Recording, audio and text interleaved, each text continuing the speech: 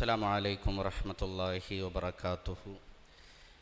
الحمد لله رب العالمين وسبحان الله العظيم ولا حول ولا قوة إلا بالله العلي العظيم. نحمده ونستعينه ونؤمن به ونتوكل عليه ونعوذ بالله من شرور أنفسنا ومن سيئات أعمالنا. وأشهد أن لا إله إلا الله وحده لا شريك له وأشهد أن محمدا عبده ورسوله وأن محمدا عبده المصطفى ونبيه المجتبى ورسوله المرتضى وأنه خاتم الأنبياء وإمام الأتقياء وخليل رب العالمين. لكل دعوى النبوة بعده فغيم وهوى وهو المبعوث إلى عامة الجن وكافة الورى. اللهم صل على محمد وعلى آل محمد كما صليت على إبراهيم وعلى آل إبراهيم وبارك على محمد وعلى آل محمد كما باركت على إبراهيم وعلى آل إبراهيم إنك حميد مجيد. أما بعد فإن خير الكلام كلام الله وخير الحديث كتاب الله وخير الهدي هدي محمد صلى الله عليه وسلم وشر الأمور محدثاتها وكل محدثة بدعة وكل بدعة ضلالة. أعوذ بالله من الشيطان الرجيم. بسم الله الرحمن الرحيم. يا أيها الذين آمنوا اتقوا الله حق تقاته ولا تموتن إلا وأنتم مسلمون. ഏറെ സ്നേഹം നിറഞ്ഞ വിശ്വാസിനികളെ, പ്രിയമുള്ള രക്ഷിതാക്കളെ, അള്ളാഹുവെ സൂക്ഷിച്ച് അവന് വഴിപ്പെട്ടുകൊണ്ട് ജീവിതം ചിട്ടപ്പെടുത്തണമേ എന്ന് എന്നോടെന്ന പോലെ നിങ്ങളോടും ഓർമ്മപ്പെടുത്തുകയാണ്, ദീനിൻ്റെ പേരിൽ ഉണർത്തുകയാണ്. ഇന്ന് ലോകത്ത് ധാരാളം സംഘടനകൾ ഇസ്ലാമിൻ്റെ പേരിൽ നിലവിലുണ്ട്. എല്ലാവരും വാദിക്കുന്നത് തങ്ങൾ തന്നെയാണ് സത്യത്തിൽ എന്നുള്ളതാണ്. ഈ സംഘടനകളെല്ലാം പരിശോധിച്ച് നോക്കിയാൽ ഓരോ വിഷയങ്ങളിലും വ്യത്യസ്ത അഭിപ്രായങ്ങൾ അവർക്കിടയിൽ നമുക്ക് കാണുവാൻ സാധിക്കും. എന്നാൽ എല്ലാ സംഘടനകളും ഒരുപോലെ അംഗീകരിക്കുന്ന, അവർക്കിടയിൽ ഒരിക്കലും തർക്കമില്ലാത്ത ഒരു വിഷയമാണ് പരിശുദ്ധ ഖുർആനുമായി ബന്ധപ്പെട്ടത്. പ്രവാചകൻ സല്ലല്ലാഹു അലൈഹി വസല്ലം തങ്ങളുടെ സ്വഹീഹായ മുഴുവൻ ഹദീസുകൾ പോലും ബുദ്ധിക്ക് യോജിക്കാത്തതാണെങ്കിൽ തള്ളപ്പെടണം എന്ന് വാദിക്കുന്ന സംഘടനകൾ പോലും ഈ പരിശുദ്ധ ഖുർആനിൻ്റെ മഹത്വവും അതിൻ്റെ ദൈവീകതയും അംഗീകരിക്കുന്നുണ്ട്. അല്ലാഹു സുബ്ഹാനഹു വ തആലയിൽ നിന്ന് അവതീർണമായതാണ്. ഇത് ആദരിക്കപ്പെടേണ്ട, ബഹുമാനിക്കപ്പെടേണ്ട ഒരു ഗ്രന്ഥമാണ് എന്നുള്ളത് എല്ലാവരും ഒരുപോലെ അംഗീകരിക്കുന്ന ഒരു വിഷയമാണ്. അതുകൊണ്ട് തന്നെ മുസ്ലിം ഉമ്മത്ത് പണ്ട് മുതലേ ഈ ഖുർആനിൻ്റെ മഹത്വവും ആദരവും ബഹുമാനവുമെല്ലാം നിലനിർത്തി പോരുന്നുണ്ട്. അപ്പോൾ ഒരു പക്ഷേ ഈ സദസ്സിലേക്ക് വന്ന ചിലരുടെയെങ്കിലും മനസ്സുകളിലുള്ള ഒരു ചോദ്യമായിരിക്കും, പിന്നെ എന്തിനാണ് ഖുർആനിൻ്റെ വിഷയത്തിലൊരു സമ്മേളനം ഇവിടെ സംഘടിപ്പിക്കപ്പെടുന്നത്? ഖുർആനിൻ്റെ വിഷയത്തിൽ വ്യത്യസ്തങ്ങളായ പ്രഭാഷണങ്ങളും വ്യത്യസ്തങ്ങളായ ക്ലാസ്സുകളും എന്തിനു വേണ്ടിയാണ് ഇവിടെ സംഘടിപ്പിക്കപ്പെടുന്നത്? ആ ഒരു ചോദ്യം ചിലരുടെയെങ്കിലും മനസ്സിൽ തങ്ങി നിൽക്കുന്നുണ്ട് എങ്കിൽ ഒരു ഉപമയിലൂടെ, ഒരു ഉദാഹരണത്തിലൂടെ എൻ്റെ ക്ലാസ്സിലേക്ക് പ്രവേശിക്കുവാനാണ് ഇൻഷാ അല്ലാഹ് ഞാൻ ഉദ്ദേശിക്കുന്നത്. ഈ ആനക്കയത്ത് നിന്ന് LP സ്കൂളിലെ കുട്ടികളെ അധ്യാപകൻ കോഴിക്കോട്ടിലേക്ക് കടൽ കാണിക്കാൻ വേണ്ടി കൊണ്ടുപോയി. കടൽ കണ്ട് തിരിച്ചു വരുന്ന കുട്ടികളോട്, കുട്ടികളെ നിങ്ങൾ കടൽ കണ്ടിട്ടുണ്ടോ എന്ന് ചോദിച്ചാൽ അവർക്ക് പറയാനുള്ള ഉത്തരം ഞങ്ങൾ കടൽ കണ്ടിട്ടുണ്ട് എന്നാണ്. ഒരു ചെറിയ വഞ്ചിയെടുത്ത് 10 മാറോ 12 മാറോ അപ്പുറത്തേക്ക് കടലിലേക്ക് പോയി ഒന്നോ രണ്ടോ ദിവസം കടലിലെ വെള്ളവുമായി മല്ലിട്ട് മീൻ പിടിച്ചു വരുന്ന ഒരു ചെറിയ മുക്കുവനോട് നീ കടൽ കണ്ടിട്ടുണ്ടോ എന്ന് ചോദിച്ചാൽ അയാൾക്കും പറയാനുള്ളത് ഞാൻ കടൽ കണ്ടിട്ടുണ്ട് എന്ന് തന്നെയാണ്. ഒരു വലിയ കപ്പലിൽ കടലിൻ്റെ ആഴങ്ങളിലേക്ക് ചെന്ന് മാസങ്ങളോളം കടലിലെ തിരമാലകളുമായി മല്ലിട്ട് കടലിലെ തിരമാലകളുടെ ആ വലിയ മുഖങ്ങൾ കണ്ട് തിരിച്ചു വരുന്ന ഒരു വലിയ കപ്പിത്താനോട് നീ കടൽ കണ്ടിട്ടുണ്ടോ എന്ന് ചോദിച്ചാൽ അയാൾക്കും പറയാനുള്ളത് ഞാൻ കടൽ കണ്ടിട്ടുണ്ട് എന്ന് തന്നെയാണ്. വലിയ ആധുനിക സജ്ജീകരണങ്ങൾ ഉപയോഗിച്ചുകൊണ്ട് കടലിൻ്റെ ആഴങ്ങളിലേക്ക് ചെന്ന് കടലിൻ്റെ മാസ്മരികതയും അത്ഭുതങ്ങളും കണ്ടുവരുന്ന ഒരു സ്ക്യൂബ ഡൈവറോട് നീ കടൽ കണ്ടിട്ടുണ്ടോ എന്ന് ചോദിച്ചാൽ അയാൾക്കും പറയാനുള്ള ഉത്തരം ഞാൻ കടൽ കണ്ടിട്ടുണ്ട് എന്ന് തന്നെയാണ്. പ്രിയമുള്ളവരെ, എല്ലാവരും കണ്ടത് ഒരേ കടൽ തന്നെയാണ്. പക്ഷേ എല്ലാവരും കണ്ടത് കടലിൻ്റെ ഓരോ മുഖങ്ങളാണ്. കടലിൻ്റെ വ്യത്യസ്ത മുഖങ്ങളും ഭാവങ്ങളുമാണ് ഓരോരുത്തരും കണ്ടത്. ഇതുപോലെ തന്നെയാണ് യഥാർത്ഥത്തിൽ പരിശുദ്ധ ഖുർആനും. ഖുർആനിൻ്റെ ഒരു ലഫ്ലിൻ്റെ അർത്ഥം പോലും അറിയാത്ത, ഒരായത്ത് പോലും ഹിഫ്ലില്ലാത്ത ഒരാൾ ഖുർആൻ വായിച്ചിട്ടുണ്ട് എങ്കിൽ നീ ഖുർആൻ വായിച്ചിട്ടുണ്ടോ എന്ന് ചോദിച്ചാൽ അയാൾക്ക് പറയാനുള്ള ഉത്തരം ഞാൻ ഖുർആൻ വായിച്ചിട്ടുണ്ട് എന്നാണ്. പരിശുദ്ധ ഖുർആൻ മുഴുവൻ ഹിഫ്ലാക്കിയ ഒരു ഹാഫിലിനോട്, അതിൻ്റെ അർത്ഥസഹിതം അത് ഹിഫ്ലാക്കിയ ഒരു ഹാഫിലിനോട് നീ ഖുർആൻ വായിച്ചിട്ടുണ്ടോ എന്ന് ചോദിച്ചാൽ അവനും പറയാനുള്ള ഉത്തരം ഞാൻ ഖുർആൻ വായിച്ചിട്ടുണ്ട് എന്നാണ്. ഒരു ദർസിൽ പോയി ഒരു ഉസ്താദിൻ്റെ കീഴിലിരുന്ന് ഖുർആൻ്റെ തഫ്സീർ സഹിതം ഓരോ ലഫ്ലുകളും ഖുർആനിൽ കൈവച്ചോതിയ ഒരു മുദരിസ്, ഒരു വിദ്യാർത്ഥിയോട് നീ ഖുർആൻ വായിച്ചിട്ടുണ്ടോ എന്ന് പറഞ്ഞാൽ അവനും പറയാനുള്ള ഉത്തരം ഞാൻ ഖുർആൻ വായിച്ചിട്ടുണ്ട് എന്നാണ്. ലേണിംഗ് ക്ലാസ്സുകളിൽ ബോർഡിൽ ഖുർആൻ എഴുതി ഓരോ ലഫ്ലുകളുടെയും തഫ്സീർ സഹിതം അർത്ഥം പഠിച്ച് അത് ജനങ്ങൾക്ക് പകർന്നു കൊടുക്കുന്ന ഒരു പ്രബോധകനോട്, ഒരു പണ്ഡിതനോട് നീ ഖുർആൻ വായിച്ചിട്ടുണ്ടോ എന്ന് ചോദിച്ചാൽ അയാൾക്കും പറയാനുള്ള ഉത്തരം ഞാൻ ഖുർആൻ വായിച്ചിട്ടുണ്ട് എന്ന് തന്നെയാണ്. പ്രിയമുള്ളവരെ, കടൽ കണ്ടതുപോലെ തന്നെ ഓരോരുത്തരും കണ്ടത് ഖുർആനിൻ്റെ വ്യത്യസ്ത ഭാവങ്ങളാണ്. ഓരോരുത്തരും കണ്ടത് ഖുർആനിൻ്റെ വ്യത്യസ്ത മുഖങ്ങളാണ്. ഖുർആൻ എന്ന് പറഞ്ഞാൽ യഥാർത്ഥത്തിൽ ഓരോ തവണ വായിക്കുമ്പോഴും ഓരോ തവണ പഠിക്കുമ്പോഴും അതിൻ്റെ മാസ്മരികതയും അതിൻ്റെ അത്ഭുതങ്ങളും നമുക്ക് ബോധ്യപ്പെട്ടുകൊണ്ടിരിക്കും എന്നുള്ളതാണ്. അതുകൊണ്ട് തന്നെ മരണം വരെ ഖുർആനിൻ്റെ പഠനം നമ്മുടെ ജീവിതത്തിൽ ഉണ്ടായിരിക്കേണ്ടതുണ്ട്. നമുക്കുള്ള എല്ലാ ബർക്കത്തുകളും അല്ലാഹു സുബ്ഹാനഹു നിശ്ചയിച്ചിട്ടുള്ളത് ഈ പരിശുദ്ധ ഖുർആനിൽ തന്നെയാണ്. അതുകൊണ്ട് തന്നെ ഇൻഷാ അല്ലാഹ് ഒരല്പസമയം ഖുർആനിൻ്റെ ആശയങ്ങളിലൂടെ നിങ്ങളുമായി സഞ്ചരിക്കാനാണ് ഞാൻ ഉദ്ദേശിക്കുന്നത്. റസൂലുള്ളാഹി സ്വല്ലല്ലാഹു അലൈഹി വസല്ലമയുടെ കാലഘട്ടത്തിൽ നടന്ന വളരെ ശക്തമായ ഒരു യുദ്ധമായിരുന്നു ദാത്തുർ റിഖാൾ. ആ യുദ്ധത്തിൻ്റെ അന്ന് രാത്രിയിൽ സ്വഹാബത്തിന് കാവലിനായി യുദ്ധാർജിത സ്വത്തുക്കൾ, യുദ്ധോപകരണങ്ങൾ, ഇതിനെല്ലാം കാവലിനായി ചില സ്വഹാബത്തിന് ആവശ്യമുണ്ട്. അതിന് റസൂലുള്ളാഹി സ്വല്ലല്ലാഹു അലൈഹി വസല്ലം രണ്ട് സ്വഹാബത്തിനെ തിരഞ്ഞെടുത്തു. ഒന്ന് ഉബാദ് ഇബ്നു ബിശ്ർ റളിയല്ലാഹു അൻഹു, രണ്ട് അമ്മാർ ഇബ്നു യാസിർ റളിയല്ലാഹു അൻഹു. അപ്പോൾ അവർ രണ്ടുപേരും ഒരു ധാരണയിലെത്തി. രണ്ടുപേരും ഉറക്കമിളക്കണ്ട, ഒരാൾ കുറച്ചു നേരം കിടന്നുറങ്ങാം, ആ സമയത്ത് മറ്റവൻ ഉറങ്ങട്ടെ. അർദ്ധരാത്രി പിന്നിട്ടാൽ ഉറങ്ങുന്നവൻ കാവൽ നിൽക്കട്ടെ, അപ്പോൾ കാവൽ നിൽക്കുന്നവൻ കിടന്നുറങ്ങാം. അങ്ങനെ അവരൊരു ധാരണയിലെത്തി. ഉബാദ് ഇബ്നു ബിശ്ർ റളിയല്ലാഹു അൻഹു കാവൽ നിൽക്കാനൊരുങ്ങി. അമ്മാർ ഇബ്നു യാസിർ റളിയല്ലാഹു അൻഹു ഉറക്കത്തിലേക്ക് പോയി. ഉബാദ് ഇബ്നു ബിശ്ർ റളിയല്ലാഹു അൻഹു നിസ്കാരത്തിലേക്ക് വേണ്ടി കൈകെട്ടി. അദ്ദേഹം ഖുർആൻ ഓതി നമസ്കാരം ആരംഭിച്ചു. ശത്രുക്കൾ തൊട്ടടുത്താണ് തമ്പടിച്ചിട്ടുള്ളത്.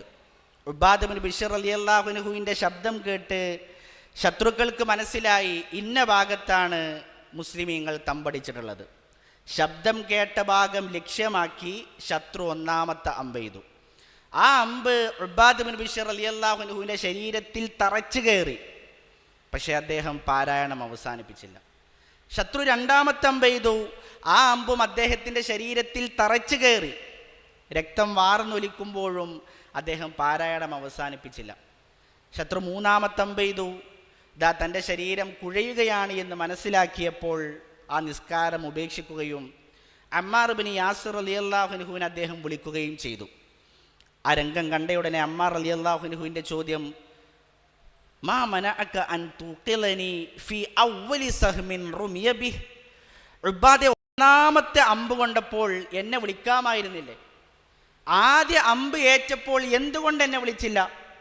അതിന് അദ്ദേഹം നൽകിയ മറുപടി, കുൻതു ഫീ സൂറത്തിൻ അഖ്റഉഹാ, അമ്മാറെ ഞാനൊരു സൂറത്തിൻ്റെ പാരായണത്തിലായിരുന്നു. വഹിയ സൂറത്തുൽ കഹ്ഫ്, സൂറത്തുൽ കഹ്ഫ് ഓതി ഞാൻ നിസ്കരിക്കുകയായിരുന്നു. ഫകരിഹ്തു അൻ അഖ്തഅഹാ ഹത്താ അഫ്റഗ മിൻഹ, ആ പാരായണം അവസാനിക്കുന്നതിന് മുമ്പേ അത് മുറിച്ചു കളയുവാൻ ഞാൻ വെറുത്തു. എന്നാൽ ഈ സ്വഹാബത്തിൻ്റെ മുഴുവൻ ഉത്തരവാദിത്തം എൻ്റെ പ്രവാചകൻ എന്നെ ഏൽപ്പിച്ചിട്ടുണ്ട്. അതില്ലായിരുന്നുവെങ്കിൽ മൻ സ്വറഫ്തു, ഞാൻ എൻ്റെ പാരായണം അവസാനിപ്പിക്കുമായിരുന്നില്ല, എൻ്റെ നിസ്കാരം അവസാനിപ്പിക്കുമായിരുന്നില്ല എന്ന് പറയുന്ന ചരിത്രം നമുക്ക് കാണുവാൻ സാധിക്കും. പ്രിയമുള്ളവരെ, ഈ ചരിത്രം ആമുഖമായി ഞാൻ സൂചിപ്പിച്ചത് ഇതായിരുന്നു സ്വഹാബത്തിന് ഖുർആനുമായുള്ള ബന്ധം. ഖുർആനിനെ അവർ ഹൃദയത്തിൽ ചേർത്ത് വെച്ചതിൻ്റെ ചരിത്രങ്ങളാണ് നമ്മൾ കേട്ടുകൊണ്ടിരിക്കുന്നത്. അവരുടെ ഹൃദയത്തിലേറ്റ മുറിവിനേക്കാൾ വലിയ സ്വാധീനം ഖുർആൻ അവരുടെ ജീവിതത്തിൽ ചെലുത്തി എന്നുള്ളതാണ് ഏറ്റവും വലിയ അത്ഭുതം. ഈ ചരിത്രം മുന്നിൽ വെച്ചുകൊണ്ട് ഞാൻ നിങ്ങളുടെ ഹൃദയത്തിലേക്ക് ഇട്ടുതരുന്ന ഒന്നാമത്തെ ചോദ്യം, ഖുർആനിനെ ഇത്രയധികം സ്നേഹിച്ച, ഖുർആനിൻ്റെ ഭാഗമായി തീർന്ന ഒരു ജനതയുടെ പിൻഗാമികളായ നമുക്ക് എന്താണ് ഖുർആനുമായുള്ള ബന്ധം?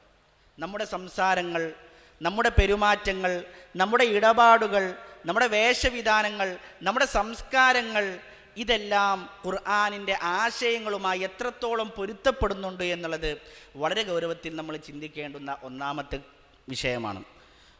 ലോകത്തിലേക്ക് കടന്നു വന്ന മുഴുവൻ പ്രവാചകന്മാർക്കും അവർ പ്രവാചകന്മാരാണെന്ന് തെളിയിക്കുന്നതിന് അള്ളാഹു മുഅ്ജിസത്തുകൾ നൽകിയിട്ടുണ്ട്. എല്ലാ പ്രവാചകന്മാർക്കും നൽകിയിട്ടുണ്ട്. മഹാനായ മൂസാ നബി അലൈഹി സ്വലാത്തു വസ്സലാമിൻ്റെ മുഅ്ജിസത്ത് 20-ാം അധ്യായം സൂറത്തു ത്വാഹയിൽ അള്ളാഹു സുബ്ഹാനഹു വ തആല പറയുന്നുണ്ട്. 17, 18, 19 ആയത്തുകളിൽ ആ വിഷയം അള്ളാഹു പറയുന്നുണ്ട്. വമാ തിൽക ബിയമീനിക യാ മൂസ, മൂസ എന്താണ് നിൻ്റെ വലത് കയ്യിലുള്ളത്? ഖാല ഹിയ അസായ്, അല്ലാഹ് അതൊരു വടിയാണ്.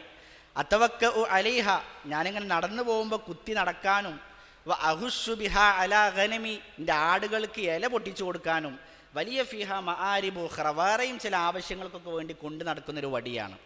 ഫ അൽഖിഹ യാ മൂസ, എങ്കിൽ മൂസ അതും നിലത്തേക്കിടൂ. ഫ അൽഖാഹ ഫ ഇദാ ഹിയ ഹയ്യത്തുൻ തസ്ആ, അത് നിലത്തിട്ടപ്പോൾ ചലിക്കുന്ന പാമ്പായി മാറി എന്ന് അള്ളാഹു സുബ്ഹാനഹു വ തആല. അത് മൂസാ നബി അലൈഹി സ്വലാത്തു വസ്സലാമിൻ്റെ മുഅ്ജിസത്താണ്. 38-ാം അധ്യായം സൂറത്തു സ്വാദിൻ്റെ 18-ാമത്തെ ആയത്തിൽ ദാവൂദ് നബി അലൈഹി സ്വലാത്തു വസ്സലാമിൻ്റെ മുഅ്ജിസത്ത് അള്ളാഹു പറയുന്നുണ്ട്. ഇന്നാ സഖർനൽ ജിബാല മഅഹ് യുസബ്ബിഹ്ന ബിൽ അശിയ്യി വൽ ഇശ്റാഖ്, രാവിലെയും വൈകുന്നേരവും തസ്ബീഹ് ചൊല്ലുന്ന രൂപത്തിൽ പർവ്വതങ്ങളെ നാം അദ്ദേഹത്തിന് കീഴ്പ്പെടുത്തി കൊടുത്തു എന്നാണ്. ഈ പ്രവാചകന്മാരെല്ലാം വഫാത്താകുന്നതോടുകൂടി ആ പ്രവാചകന്മാരുടെ മുഅ്ജിസത്തുകളും ഇല്ലാതായി പോവുകയാണ്. ഇന്ന് ചില പുരോഹിതന്മാർ വാദിക്കുന്നത് പോലെ ഇഷ്ടമുള്ള സമയത്ത് ഇഷ്ടമുള്ള രൂപത്തിൽ ഉപയോഗിക്കാൻ കഴിയുന്ന ഒന്നല്ല മുഅ്ജിസത്ത്. അത് അള്ളാഹു സുബ്ഹാനഹു വ തആല കൽപ്പന വരുമ്പോൾ മാത്രമാണ് സംഭവിക്കുന്നത്. ആ പ്രവാചകന്മാർ വഫാത്താകുന്നതോടുകൂടി അവരുടെ മുഅ്ജിസത്തുകളും ഇല്ലാതായിപ്പോയി.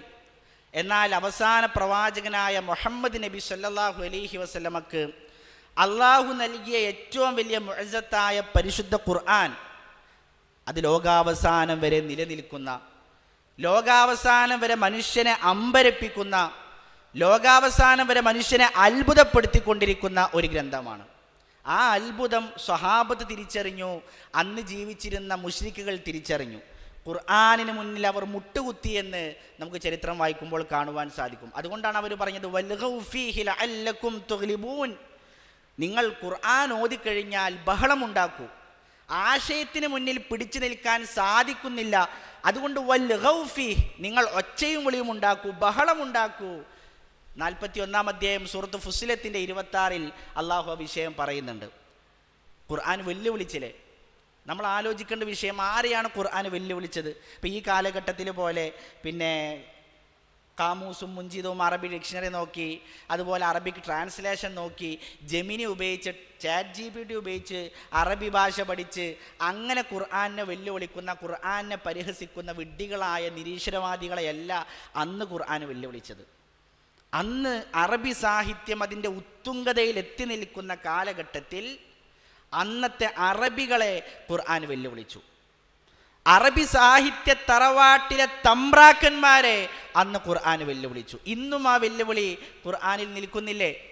17-ാം അധ്യായം സൂറത്ത് ഇസ്രാഇന്റെ 88-ൽ അള്ളാഹു ആദ്യം വെല്ലുവിളിച്ചു, ദാ ഈ ഖുർആൻ പോലുള്ള ഒരു ഗ്രന്ഥം നിങ്ങൾ കൊണ്ടുവരൂ. ജിന്നുകളും ഇൻസുകളും എല്ലാവരും ഒരുപോലെ ഒരുമിച്ച് കൂടിയാലും ലാ യഅ്തൂന ബിമിസ്ലിഹി, ഇതുപോലുള്ള ഒന്ന് കൊണ്ടുവരാൻ നിങ്ങൾക്ക് സാധിക്കുകയില്ല. വലൗ കാന ബഅ്ദുഹും ലിബഅ്ദിൻ ലഹീറ, എല്ലാവരും സഹായിച്ചാലും ശരി ഖുർആൻ പോലുള്ളൊരു ഗ്രന്ഥം കൊണ്ടുവരാൻ അവർക്ക് സാധിക്കുകയില്ല. ആ വെല്ലുവിളിക്ക് മുന്നിൽ അവർ പരാജയപ്പെട്ടപ്പോൾ 11-ാം അധ്യായം സൂറത്ത് ഹൂദിൻ്റെ 13-ാമത്തെ ആയത്തിൽ അള്ളാഹു രണ്ടാമത്തെ വെല്ലുവിളി, എങ്കിൽ ഈ ഖുർആനിലേതുപോലുള്ള ഒരു 10 സൂറത്തെങ്കിലും നിങ്ങൾ കൊണ്ടുവാ. അതും അവർക്ക് സാധിച്ചില്ല എന്ന് കണ്ടപ്പോൾ സൂറത്തുൽ ബഖറയിൽ അള്ളാഹു വെല്ലുവിളിച്ചു, എങ്കിൽ ഈ ഖുർആനിലേതുപോലുള്ള ഒരു സൂറത്തെങ്കിലും നിങ്ങൾ കൊണ്ടുവാ. ഫഅ്തു ബിസൂറത്തിൻ മിൻ മിസ്ലിഹി, സൂറത്തുൽ കൗസറിന് തുല്യമായ, സൂറത്തുൽ അസ്റിന് തുല്യമായ, സൂറത്തുൽ ഇഖ്ലാസിന് തുല്യമായ ഒരു സൂറത്തെങ്കിലും നിങ്ങൾ കൊണ്ടുവരൂ. 1400 വർഷങ്ങളായി ആ വെല്ലുവിളി ഇന്നും നിലനിൽക്കുകയാണ്. പ്രിയമുള്ളവരെ, ചില ആളുകളെങ്കിലും ആ വെല്ലുവിളി ഏറ്റെടുത്ത് ഖുർആനെതിരെ ആയത്തുകൾ രചിക്കാൻ തുനിഞ്ഞുവെങ്കിലും ആ രചനകളെല്ലാം ഇന്ന് കാലത്തിൻ്റെ ചവിറ്റുകൊട്ടയിലേക്ക് വലിച്ചെറിയപ്പെട്ടുവെങ്കിൽ ആ പരിശുദ്ധ ഖുർആൻ എത്രത്തോളം ഉന്നതമാണ് എന്ന് ആലോചിച്ച് നോക്കൂ.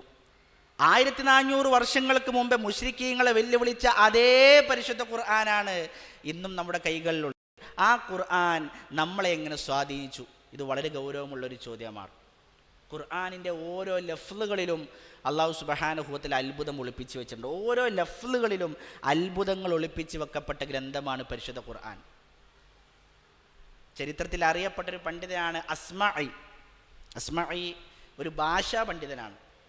ഒരിക്കൽ അസ്മഈ ഇങ്ങനെ ക്ലാസ് എടുക്കുന്ന സമയത്ത് അസ്മഈ ഇങ്ങനെ ആയത്തോതി, അസ്സാരിഖു വസ്സാരിഖതു ഫഖ്തഉ ഐദിയഹുമാ, കട്ടെടുത്ത ആണാകട്ടെ മോഷ്ടിച്ച പെണ്ണാകട്ടെ അവരുടെ കൈകൾ കൊത്തണം, കൈകൾ വെട്ടണം എന്നൊരു ആയത്തിങ്ങനെ ഓതിയിട്ട് അവസാനം ഓതി, ഇന്നല്ലാഹ ഗഫൂറുർ റഹീം, അള്ളാഹ് എല്ലാം പൊറുക്കുന്നവനാണ് കരുണാവാരിധിയുമാണ്.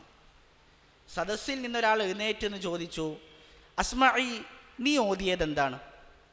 ഇത് കലാമുള്ള അള്ളാഹിൻ്റെ കലാമാണ്. അല്ല അസ്മഈ, നീ ഓതിയത് അള്ളാഹിൻ്റെ ഗ്രന്ഥമല്ല.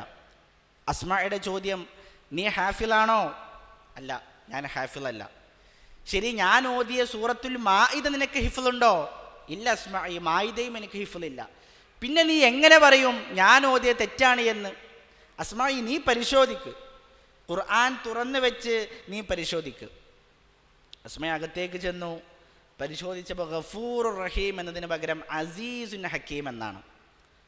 തിരിച്ചു വന്നുകൊണ്ട് അസ്മഈയുടെ ചോദ്യം, നിനക്കെങ്ങനെ മനസ്സിലായി ഞാൻ ഓതിയത് തെറ്റാണ് എന്ന്? ആ സാധാരണക്കാരനായ മനുഷ്യൻ്റെ മറുപടി, അസ്മഈ ആയത്തിൻ്റെ തുടക്കത്തിൽ അള്ളാഹു ഒരു ശിക്ഷാ നടപടിയെക്കുറിച്ചാണ് പറഞ്ഞത്.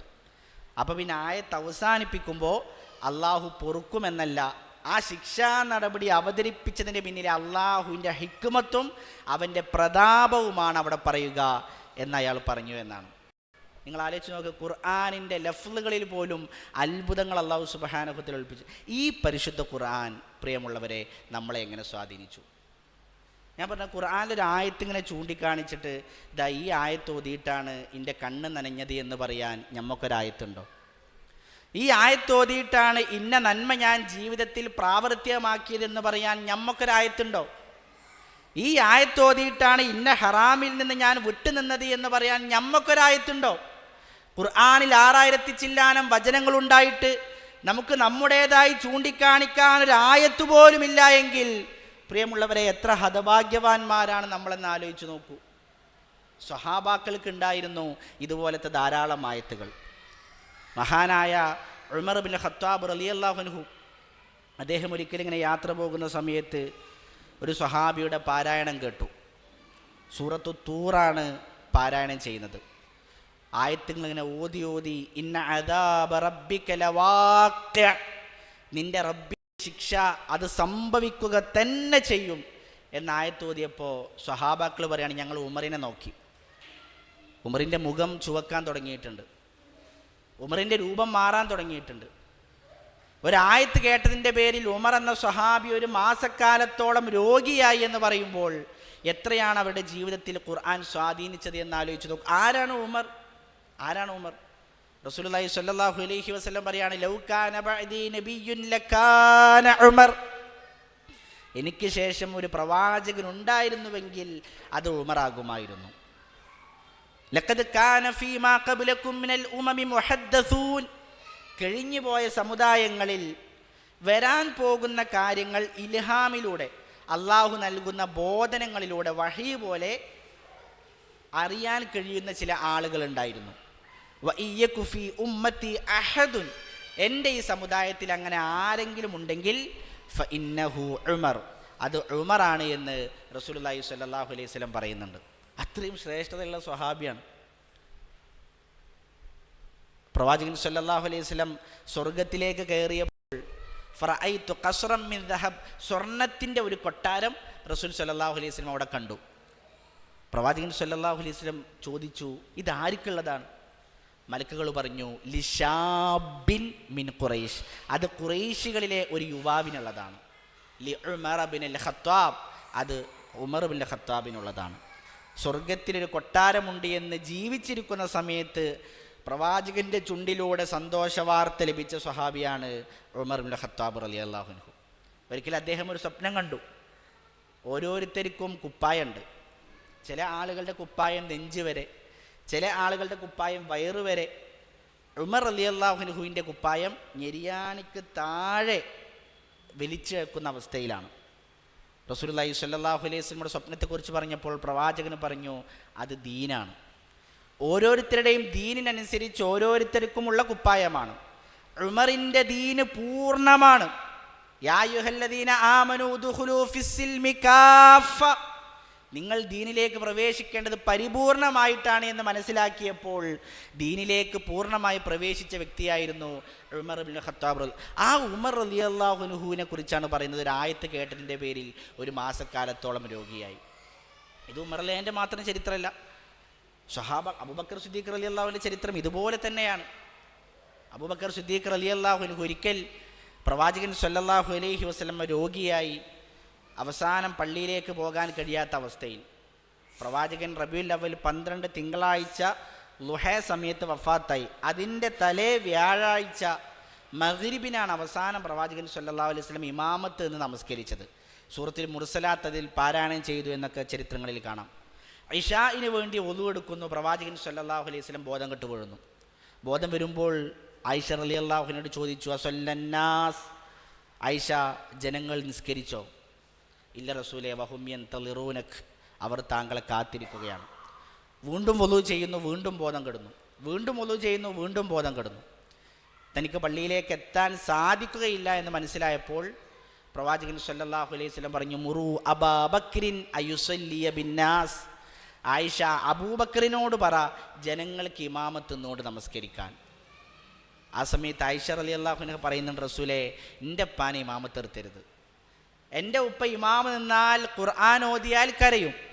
കരച്ചിൽ കാരണം ആളുകൾക്ക് ഖിറാഅത്ത് കേൾക്കാൻ പറ്റാത്ത അവസ്ഥയുണ്ടാകും റസൂലേ. അതുകൊണ്ട് എൻ്റെ ഉപ്പയോട് ഇമാമ് നിൽക്കാൻ പറയല്ലേ. ആരാണ് അബൂബക്കർ സിദ്ദീഖ് റളിയല്ലാഹു അൻഹു? ഒരിക്കൽ അബൂബക്കർ റളിയല്ലാഹു അൻഹു ഉമർ റളിയല്ലാഹു അൻഹും ഒരു വഴക്കുണ്ടായി. അബൂബക്കർ സിദ്ദീഖ് റളിയല്ലാഹു അൻഹു ഒരു മോശപ്പെട്ട വാക്ക് ഉമർ റളിയല്ലാഹു അൻഹുവിനെ വിളിച്ചു. പിന്നീട് ഒരുപാട് ക്ഷമ ചോദിച്ചു. പക്ഷേ ഉമർ റളിയല്ലാഹു അൻഹു പൊരുത്തപ്പെട്ടു കൊടുത്തില്ല. അബൂബക്കർ റളിയല്ലാഹു അൻഹു വേഗം പ്രവാചകൻ്റെ അരികിലേക്ക് ഓടി. റസൂലുള്ളാഹി സ്വല്ലല്ലാഹു അലൈഹി വസല്ലം വിഷയം കേട്ടപ്പോൾ തന്നെ പ്രവാചകൻ്റെ മുഖം ചുവക്കാൻ തുടങ്ങി.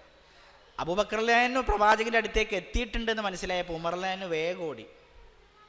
ഉമർ റളിയല്ലാഹു അൻഹുവിൻ്റെ വരവ് കണ്ട് റസൂലുള്ളാഹി സ്വല്ലല്ലാഹു അലൈഹി വസല്ലം പറഞ്ഞു സ്വഹാബത്തിനോട്, അള്ളാഹു നിങ്ങളിലേക്ക് എന്നെ അയച്ചു, പക്ഷേ നിങ്ങളെല്ലാം എന്നെ കളവാക്കി. എൻ്റെ അബൂബക്കർ എന്നെ സത്യപ്പെടുത്തി. വവാസാനി ബിനഫ്സിഹി വമാലിഹി, തൻ്റെ സമ്പത്ത് കൊണ്ടും ശരീരം കൊണ്ടും അബൂബക്കർ എന്നെ സഹായിച്ചു.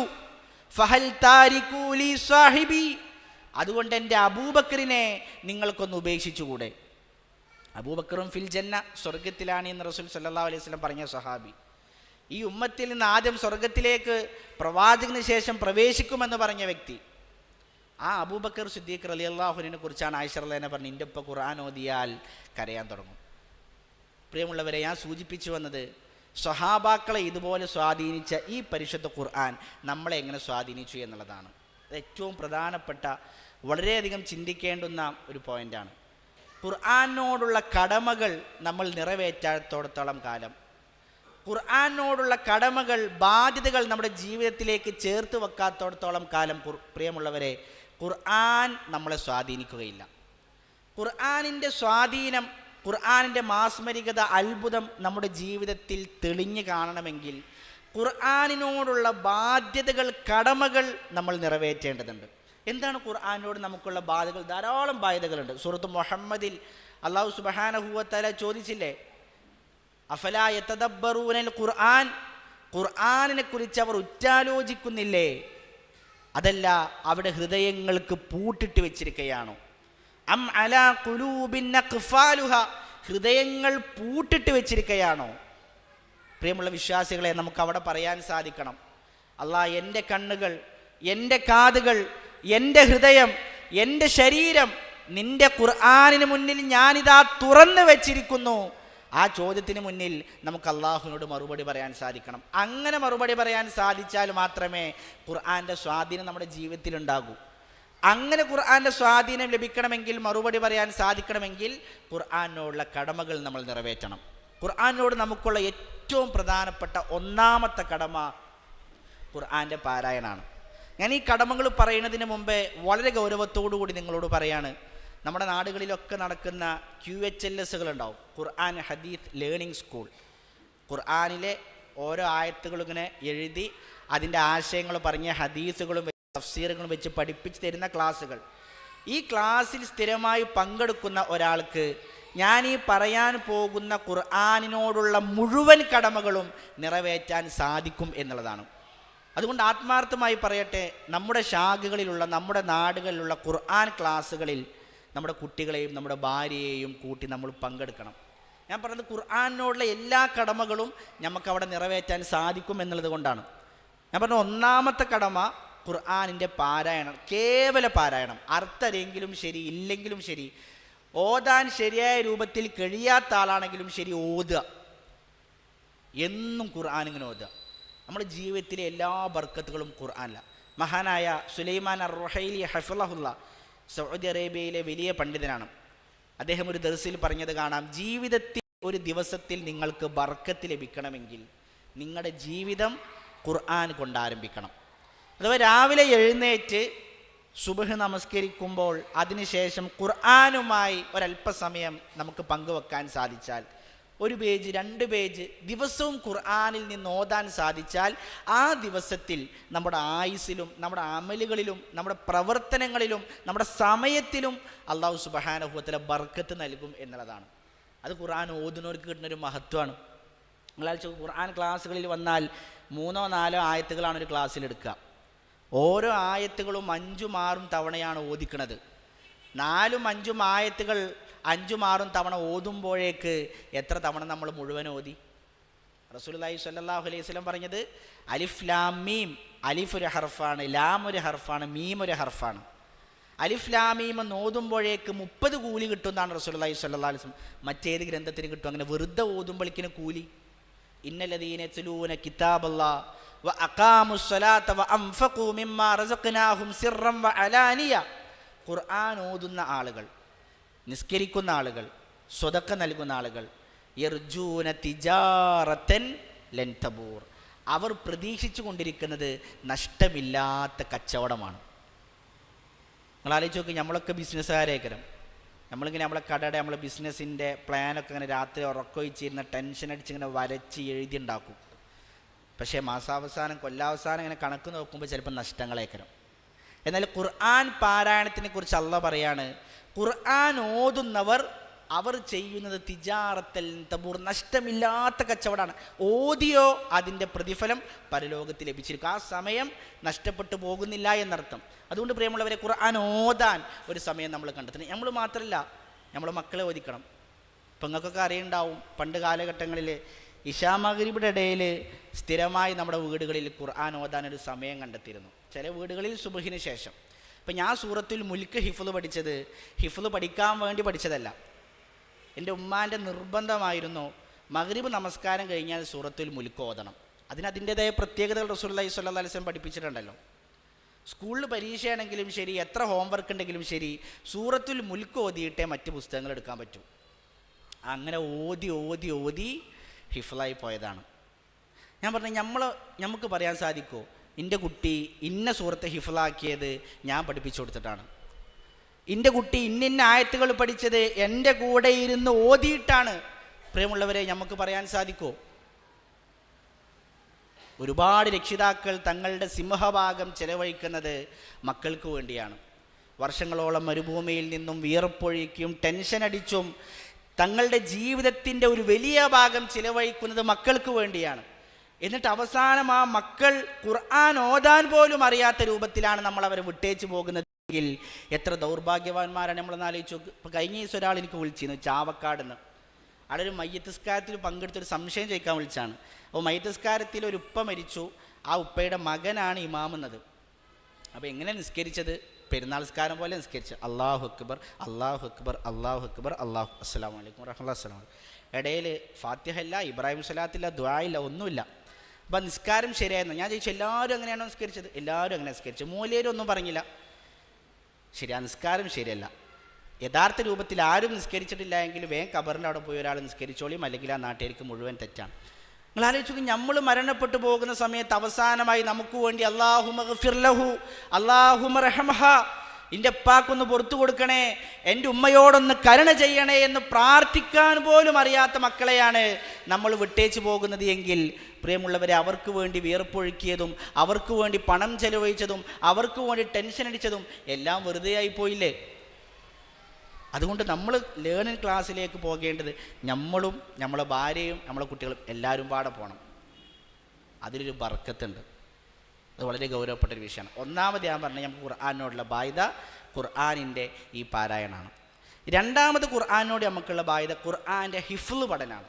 ഖുർആാൻ്റെ ഹിഫ്ള് പഠനം, ആയത്തുകൾ ഹിഫ്ളാക്കുക. ഇപ്പോൾ ചില ആൾക്കാരൊക്കെ ചോദിക്കും, കുടുംബത്തിൻ്റെ ഉത്തരവാദിത്തങ്ങൾ, ജോലി തിരക്ക്, 55 കഴിഞ്ഞ് 60 കഴിഞ്ഞ് റിട്ടയറായി, ഇനിയിപ്പോൾ എന്ത് പഠിക്കാനാണ്?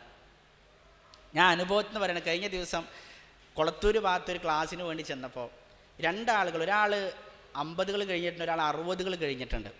അപ്പോൾ അവർ ഈ അടുത്ത് ഈ ആദർശം കിട്ടി തൗഹീദിലേക്ക് വന്ന ആൾക്കാരാണ്. അപ്പോൾ ഇങ്ങനെ വന്നപ്പോൾ ഓൽക്കൊരാഗ്രഹം, കുറേ കാലം മാല മൗലിദൊക്കെ ഓതി നടന്നു, ഖുർആനൊന്നും പഠിക്കണമല്ലോ. അപ്പോൾ ആ നാട്ടിലൊരു കാരണവരുണ്ട്, അവിടുത്തെ പള്ളിയൊക്കെ ഉണ്ടാക്കാം മുൻകൈ എടുത്തൊരു കാരണവർ. അദ്ദേഹം പറഞ്ഞു, ഞാൻ പഠിപ്പിച്ചു തരാം, അമാനുമയുടെ തഫ്സീർ വെച്ചിട്ട് നമുക്ക് ഓരോ ദിവസം വായിക്കാം. എന്നിട്ട് ഞാൻ ചെന്ന സമയത്തേക്ക് അവർ ഖുർആൻ മുഴുവൻ അർത്ഥസഹിതം വായിച്ച് രണ്ടാമത്തെ റൗണ്ടിൽ 40-45 എങ്ങാനും സൂറത്തിലേക്ക് എത്തിയിട്ടുണ്ട്. എത്രങ്ങാനും ആയത്തുകളാണ് അവർ ഹിഫ്ളാക്കിയത് അറിയും. ധാരാളം ആയത്തുകൾ അവർ രണ്ടുപേരും ഹിഫ്ളാക്കിയിട്ടുണ്ട്. അല്ലാഹ് പറഞ്ഞില്ലേ, വലഖദ് യസ്സർനൽ ഖുർആന ലിദ്ദിക്ർ ഫഹൽ മിൻ മുദ്ദക്കിർ. ഇത് എളുപ്പമാണ്, ഇത് ഹിഫ്ളാക്കുവാൻ പഠിക്കുവാൻ എളുപ്പമാണ്. എന്നാൽ അങ്ങനെ ചിന്തിക്കുന്നവരാരുണ്ട് എന്നുള്ളതാണ്. അതുകൊണ്ട് ഒരു ചെറിയ ശ്രമം നമ്മൾ നടത്തുക. ഒരു ദിവസം ഒരായത്ത് പഠിച്ചാൽ മതി, അല്ല 2 ദിവസം കൊണ്ട് ഒരായത്ത് പഠിച്ചാൽ മതി. ഒരു വർഷത്തിൽ നമുക്ക് എത്രങ്ങാനും സൂറത്തുകൾ പഠിച്ചു തീർക്കാം. പരലോകത്തെത്തി അല്ലാഹു സുബ്ഹാനഹു വ തആല നമ്മളോട് പറയുന്നതാണ്, ഇഖ്റ വർത്തഖി, സ്വർഗത്തിലേക്ക് കയറിക്കോ, ഓതിക്കോ, ഓതിങ്ങാണ്ട് കയറിക്കോ. അവസാനം എവിടെയാണോ നിൻ്റെ ഓത്ത് നിൽക്കുന്നത് അവിടെയാണ് നിൻ്റെ സ്വർഗത്തിലെ സ്ഥാനം. അപ്പോൾ ഒരായത്തി നമുക്ക് അധികം ഹിഫ്ളുണ്ടെങ്കിൽ സ്വർഗത്തിലൊരധികം ദർജ നമുക്ക് കയറി പോകാൻ പറ്റും. അതുകൊണ്ട് ഖുർആൻ്റെ ഹിഫ്ള് പഠനം അത് ഖുർആനോട് നമുക്കുള്ള രണ്ടാമത്തെ ബാധ്യതയാണ്.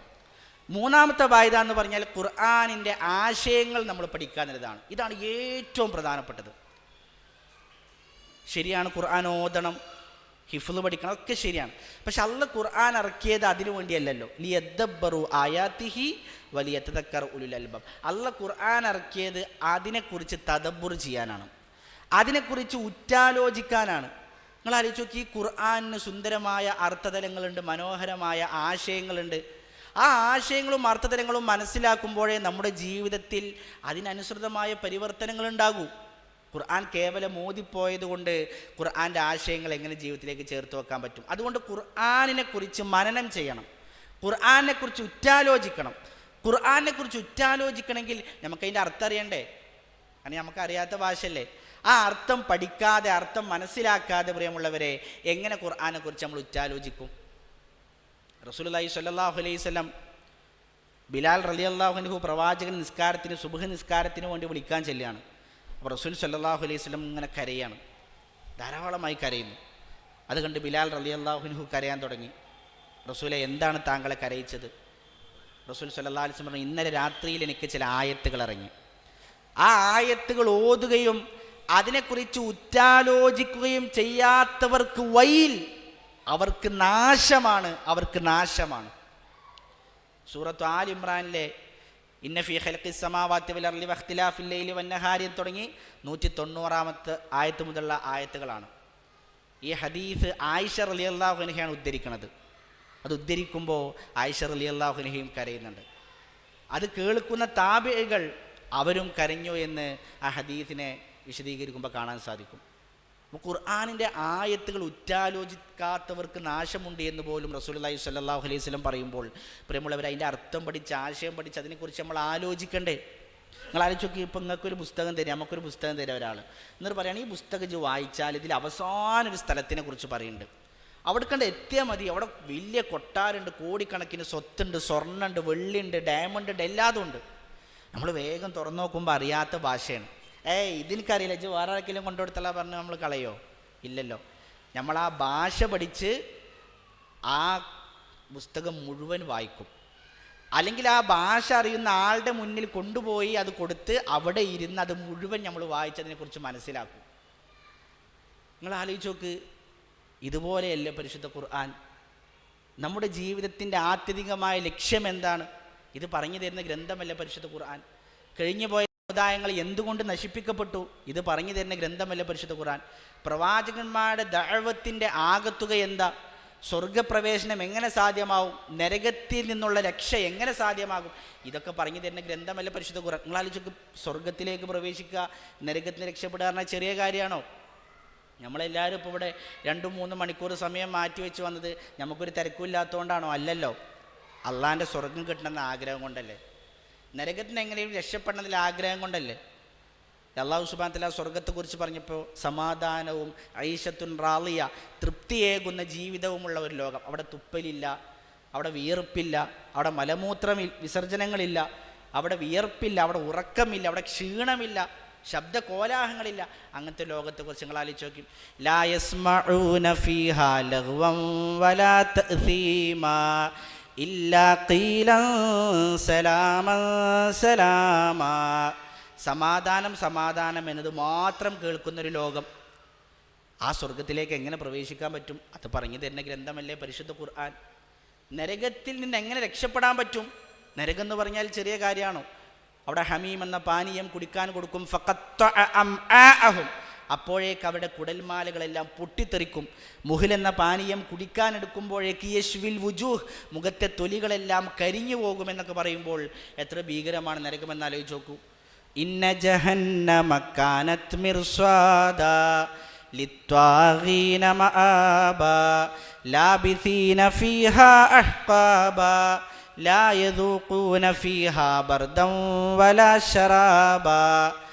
ആസ്വാദനം നൽകുന്നതോ തണുപ്പുള്ളതായോ ഒരു വെള്ളം ആ നരകത്തിൽ ലഭിക്കൂല എന്ന് പറയുമ്പോൾ എത്ര ഗൗരവമാണെന്ന് ആലോചിച്ചു. ആ നരകത്തിൽ നിന്ന് എങ്ങനെ രക്ഷപ്പെടാൻ പറ്റും? അത് പറഞ്ഞു തരുന്ന ഗ്രന്ഥമാണ് പരിശുദ്ധ ഖുർആൻ. അപ്പോൾ പ്രിയമുള്ളവരെ, ആ ഭാഷ നമ്മൾ പഠിച്ച് ഖുർആൻ ഒന്നൊരാവർത്തി നമ്മൾ മുഴുവൻ വായിച്ചോ? അതല്ലെങ്കിൽ ആ ഭാഷ പഠിച്ച ഒരാൾ ഖുർആനിൻ്റെ ഓരോ ആയത്തുകളുടെയും ആശയങ്ങൾ പറഞ്ഞു തരുമ്പോൾ ഒരു നോട്ട് ബുക്കും പേനയും എടുത്ത് ലേണിംഗ് ക്ലാസ്സിൽ പോയിരുന്ന് അതൊന്ന് എഴുതി പഠിക്കാൻ മനസ്സിലാക്കാനുള്ള ഒരു ശ്രമം നമ്മുടെ ഭാഗത്ത് നിന്നുണ്ടായിട്ടുണ്ടോ? ഇത് എത്ര ഗൗരവമുള്ള വിഷയം. നമ്മളിപ്പോൾ ഈ ക്ലാസ് കഴിഞ്ഞ് കമ്മ്യൂണിറ്റി ഹാളിനോട് ഇറങ്ങി പോകുമ്പോൾ ആ റോട്ടിലാണ്ട് വീണു, നീക്കാൻ വയ്യ. നമ്മളിങ്ങനെ പ്രയാസപ്പെട്ട് അവിടെ നിൽക്കുന്ന സമയത്താണ് വേറൊരാൾ വന്ന് നമ്മളെ നീപ്പിച്ചു, നമ്മളെ വണ്ടിയിലേക്ക് കയറ്റി വീട്ടിലേക്ക് കൊണ്ടുപോയി നമുക്ക് ആവശ്യമായ ശുശ്രൂഷകളെല്ലാം ചെയ്തെന്നു. അയാൾ പോരാൻ നേരത്തെ നമ്മൾ അയാളോട് എന്തൊക്കെ പറയും? ഞാനേ അവിടെ വീണ് ആകെ ഇടങ്ങറായി, നീക്കാൻ വയ്യാതെ പ്രയാസപ്പെട്ടു, നിങ്ങൾ ചെയ്തെന്ന് വലിയ ഉപകാരമാട്ടോ, ചെറിയ കാര്യമൊന്നുമല്ല കേട്ടോ, ഞാൻ ഇനി അസുഖന്മാരെ നമുക്ക് ഇനിയും കാണണം കേട്ടോ, ബന്ധപ്പെട്ട നിങ്ങളെ നമ്പറൊന്ന് കാട്ടിക്കൊന്ന് സേവ് ചെയ്താൽ എന്ന് എന്തൊക്കെ നമ്മൾ അയാൾ രോഗ്യം കാണിക്കും. അയാൾ ആകെ എന്താ ചെയ്തിട്ടുള്ളൂ? നമ്മൾ വീണ് നീക്കാൻ വയ്യാതെ കിടന്നപ്പോൾ നമ്മളൊന്ന് സഹായിച്ചു. നിങ്ങൾ ആലോചിച്ച് നോക്കുക, അല്ലാഹു സുബ്ഹാനഹു വ തആല നമുക്ക് നൽകിയ അനുഗ്രഹങ്ങൾ എത്ര വലുതാണ്. വഫിൽ അർളി ആയാത്തുൽ ലിൽ മുഖിനീൻ, ഭൂമിയിൽ ദൃഢവിശ്വാസമുള്ളവർക്ക് അത്ഭുതങ്ങൾ, ദൃഷ്ടാന്തങ്ങളുണ്ട്. അല്ല, വഫി അംഫുസിക്കും, നിങ്ങളുടെ ശരീരത്തിൽ തന്നെ ദൃഷ്ടാന്തങ്ങളുണ്ട്. നമ്മുടെ ശരീരം എന്ന് പറഞ്ഞാൽ അത്ഭുതങ്ങളുടെ കലവറയില്ല. എണ്ണിയാൽ ഒടുങ്ങാത്ത അനുഗ്രഹങ്ങളെല്ലാം അള്ളാഹു നൽകിയത്. ഈ തലച്ചോറ്, നമ്മുടെ തലച്ചോറ് മാത്രം ഒന്ന് എടുത്താൽ ആകെ 1.5 കിലോഗ്രാം വെയിറ്റാണ് തലച്ചോറിന്. നമ്മൾ വെള്ളിയാഴ്ച 1.5 കിലോഗ്രാമിൻ്റെ ഇറച്ചിപ്പൊതി ഇങ്ങനെ കൊണ്ടുപോകുമ്പോൾ എത്ര വെയിറ്റ് ഉണ്ടാവും? അത്രയാകെ തലച്ചോറുള്ളൂ, 14-16 സെൻറ്റിമീറ്റർ വ്യാപ്തി. എന്നാൽ ഈ തലച്ചോറ് ചെയ്യുന്ന പ്രവർത്തനങ്ങൾ എത്ര വലുതാണ് നിങ്ങൾ ആലോചിച്ച് നോക്ക്. ഒരു ദിവസം 15 വാട്ട്സ് വൈദ്യുതി തലച്ചോറ് ഉൽപ്പാദിപ്പിക്കേണ്ടതെന്നാണ്. ഒരു ലൈറ്റ് കത്താൻ ആവശ്യമായ ഇലക്ട്രിസിറ്റി നമുക്ക് എപ്പോഴേലും ഷോക്ക് അടിച്ചുക്കണോ? ഒരു സെക്കൻഡിൽ 1,00,000 സംവേദനങ്ങൾ തലച്ചോറിലൂടെ പാസ് ചെയ്യേണ്ടതാണ്. ഒരു എക്സ്പ്രസ് ഹൈവേയിൽ സഞ്ചരിക്കുന്ന വാഹനത്തേക്കാൾ എത്രയോ വേഗതയിലാണ്. നമുക്ക് എപ്പോഴേലും അനുഭവപ്പെട്ടുക്കണോ? നമ്മുടെ കണ്ണിമ വട്ടൽ, രക്തപ്രവാഹം, ഇതെല്ലാം തലച്ചോറിനെ നിയന്ത്രിച്ചു കൊണ്ടിരിക്കുകയാണ്. ഇത്രയും സങ്കീർണമായി ഇതാരാണ് നിയന്ത്രിച്ചു കൊണ്ടിരിക്കുന്നത്? അല്ലാഹു അക്ബർ. ഇവിടെ ഇങ്ങനെ കൈവച്ചാൽ ഒരു ശബ്ദം കേൾക്കാം. ഹൃദയത്തിൻ്റെ മിടിപ്പാണത്. 2 മിടിപ്പ്, ലബ് ഡബ് എന്നാണ് അതിന് പറയുക. ഒന്നാമത്തെ മിടിപ്പിൽ ഈ വിരലിൻ്റെ ടിപ്പിൽ നിന്നുപോലുള്ള ചീത്ത രക്തത്തെ ഹൃദയം ശേഖരിക്കുകയും അവിടെ വെച്ച് പ്യൂരിഫിക്കേഷൻ ചെയ്യുകയും അടുത്ത മിടിയിൽ ശരീരത്തിലെ എല്ലാ ഭാഗത്തേക്കും അത് ശുദ്ധീകരിക്കപ്പെട്ട രക്തമായിട്ട് പമ്പ് ചെയ്യും. ഇതിന് ഹൃദയത്തിന് ആവശ്യമായ സമയം 0.8 സെക്കൻഡാണ്. നമുക്കൊന്ന് കണ്ണിമ വെട്ടി തുറക്കണമെങ്കിൽ 1 സെക്കൻഡ് വേണ്ടേ? 0.8 സെക്കൻഡ് പറഞ്ഞാൽ ഇതാരാ നിയന്ത്രിച്ചു കൊണ്ടിരിക്കും? ശരീരത്തിലെ മുഴുവൻ രക്തക്കുഴലുകളും പുറത്തേക്കാണ് നിർത്തിവെച്ചാൽ ലോകം മുഴുവൻ 3 തവണ സഞ്ചരിക്കാതെ ദൂരമുണ്ട് എന്നാണ്. ഇതൊക്കെ പാടെ ചുരുട്ടിക്കൂട്ടി അള്ളതിനെ ഉള്ളിൽ എങ്ങനെ വെച്ച് നിങ്ങൾ ആലോചിച്ച് നോക്കി. 2 കിഡ്നികൾ. കഴിഞ്ഞ ദിവസം എൻ്റെ ഉമ്മയുടെ ഒരു സുഹൃത്ത്, അവർക്ക് കിഡ്നി രോഗിയാണ്, ഡയാലിസിസ് ചെയ്തുകൊണ്ടിരിക്കുകയാണ്. അവർ മരണപ്പെട്ടു. അള്ളാഹു അവരുടെ കബറിടം വിശാലമാക്കി കൊടുക്കുമാറാകട്ടെ.